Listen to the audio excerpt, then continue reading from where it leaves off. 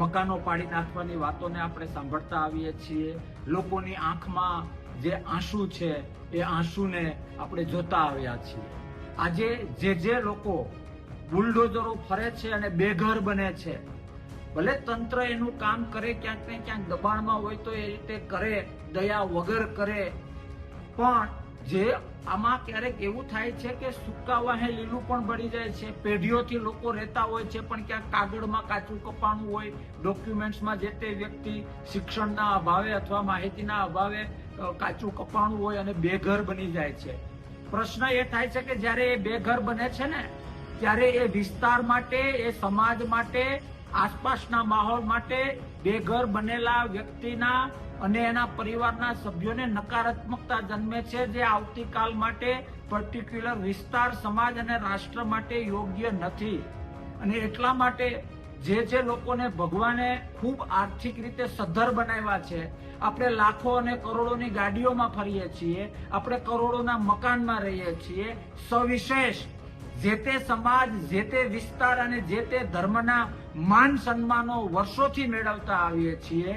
ચૂંટણી વખતે હું તમારી જ્ઞાતિનો છું, હું તમારા સમાજનો છું, હું તમારા વિસ્તારનો છું, હું તમારા ધર્મનો છું કહીને આપણે મત મેળવીએ છીએ. તો આવા સમયે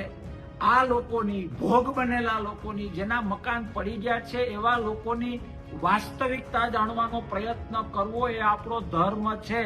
આવો ક્યાંક ને ક્યાંક જે લોકો સૂકા વાહે લીલું બેડું છે, જે લોકો ક્યાંક ને ક્યાંક અમુક અંશે સાચા છે, એ લોકોની વેદના સંવેદના સમજીએ, એ લોકોની આંખના આંસુ વાંચવાનો પ્રયત્ન કરીએ અને ભગવાને જે આપને આપ્યું છે અને આપણે જે તે વિસ્તાર, સમાજ અને ધર્મમાંથી મેળવ્યું છે એ યાદ કરીને પોતાની શક્તિ પ્રમાણે અને ફાળો કરીને આવો ભોગ બનેલા લોકોને નાનકડો માળો,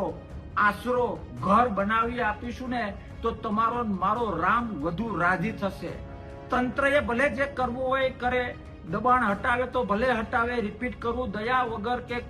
કોઈની વેદના સંવેદના સમજાવ્યા વગર પાડવું હોય તો ભલે પાડે, પણ ક્યાંક ને ક્યાંક વિસ્તારમાં એ લોકો દ્વારા નકારાત્મકતા, સમાજમાં એ લોકો દ્વારા નકારાત્મકતા, રાષ્ટ્રમાં એ લોકો દ્વારા નકારાત્મકતા ના આવે એટલા માટે તપાસ કરવી ખૂબ જરૂરી છે કે જો એમાં ક્યાંય સત્યનો રણકો હોય, એના આંસુમાં વાસ્તવિકતા હોય, એની વેદના અને સંવેદનામાં ખરેખર ભોળપણ અને સત્ય હોય અને ભગવાને જો આપને આપ્યું હોય તો બધાને બે હાથ અને ત્રીજું માથું જોડીને વિનંતી કરું છું કે જો આપણે